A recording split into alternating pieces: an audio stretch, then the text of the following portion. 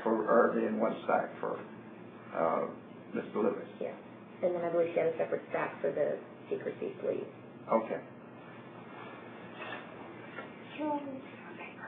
Okay. Okay.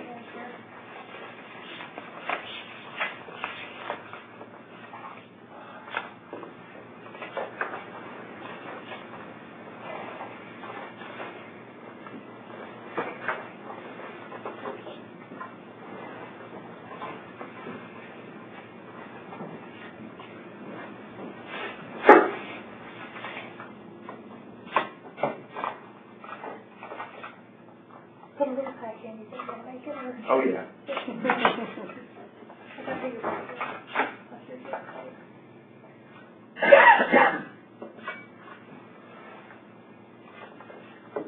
Thank you.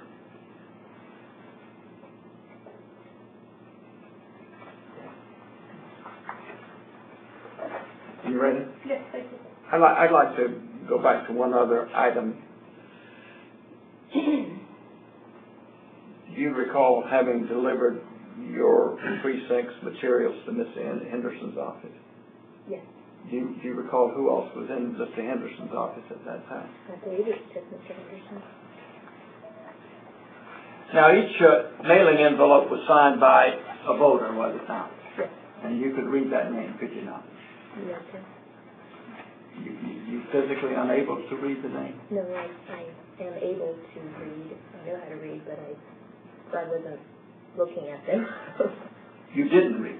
No, I didn't. My question was, you could put it this way. Let me re-answer. You could have read if you had sought to do so. Yes, I could. Okay.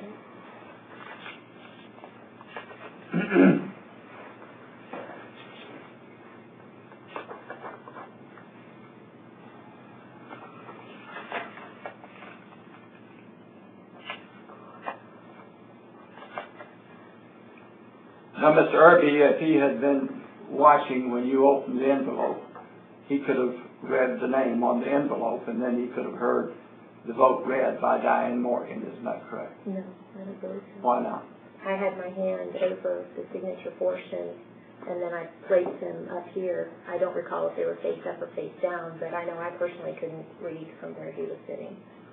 You could? No, I could not. Okay. All right. And you don't know whether you put them face up or face down? No, sir, I don't recall. And if somebody else testifies you put them face up, you're not prepared to say that was wrong? No, I'm not. I don't recall. Okay. Now, none of the mailing envelopes that you opened, had a second sealed envelope, completely sealed envelope, containing the ballot inside, did it? Not that I recall. Okay. And some of the ballots that you received were folded into an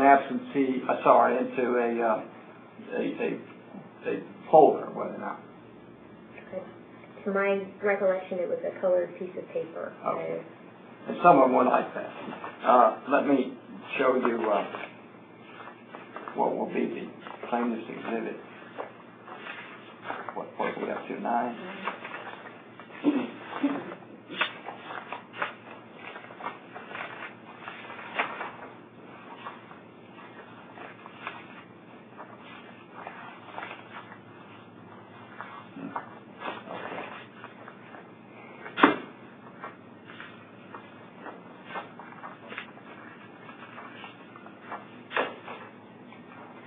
Keep the number sequential?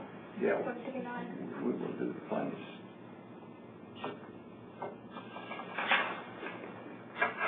I would like you to look at that document, please, Plaintiff's Exhibit 9.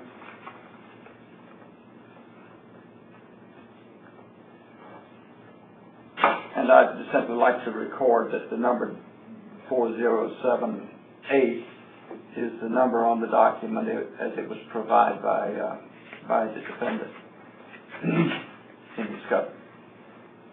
Does that appear to be the wording of the writing that appeared on the front of the secrecy envelopes? I don't recall specifically. So I just remember a piece of paper. Okay.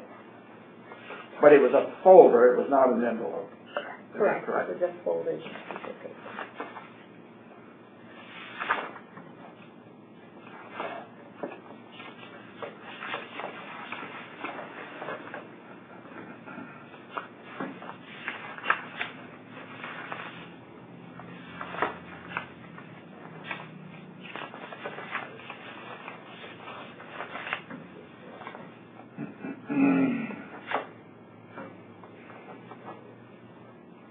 Now, a number of the mailing envelopes that you opened had only a ballot and nothing else. Isn't that correct? I don't recall. That you don't deny. That would be true. Okay. But all of them you handed to, all of the ballots that you opened, you handed to Diane Morgan. Yes, sir. I placed to my right. Okay. You didn't say this one doesn't count on any of them, did you? No, sir. Okay.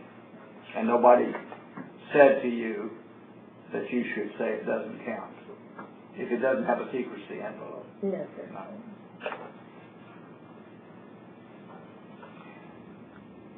Now, from what you've told me, the procedure you did not follow was to open all of the ballots and stack them up and take all of the mailing envelopes away, put them somewhere else, and then shuffle up these ballots and then begin the count. You did not do that, did you? That is correct. We did not do that.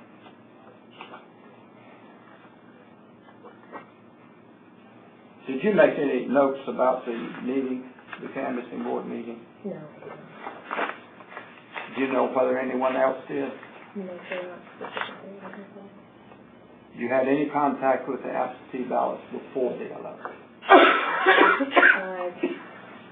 The completed absentee ballots or empty Or absentee ballots at all? Yes, I did. What contact did you have? I don't recall what date specifically, but it was a Friday.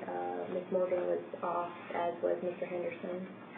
Mr. Henderson left me with a 3-ring binder that had a list of the voters, so that if anyone had requested an absentee ballot, he gave me a form to fill out and told me what to do, and then to give them the ballot. And did that occur? No, it did not. And you don't remember when that was?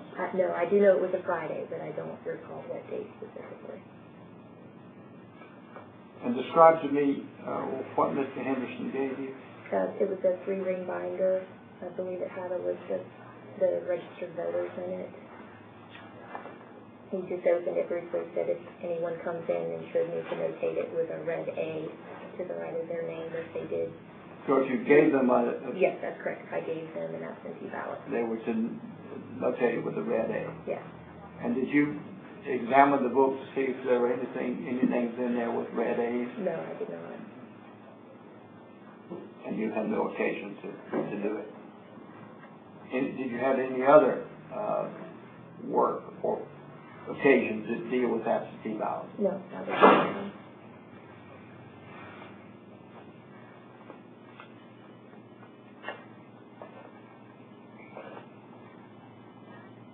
Did you have any role to play in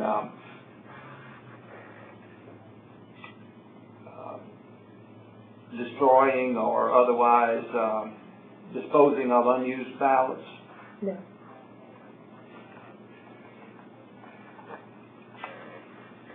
Did you see any of James Lewis's campaign materials in Alan Henderson's office? No, I did not.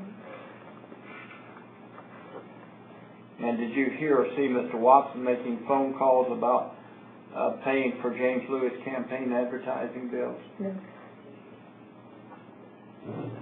Did you see Gene Calderwood campaigning for James Henderson?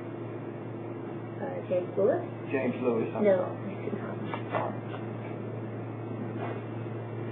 Did you see Mr. Lewis, James Lewis, in the city offices while absentee voters were voting in City Hall?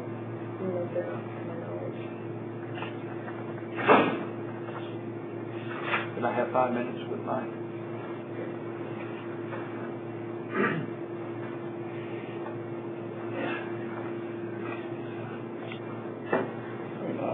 Back on the record. Did you receive any training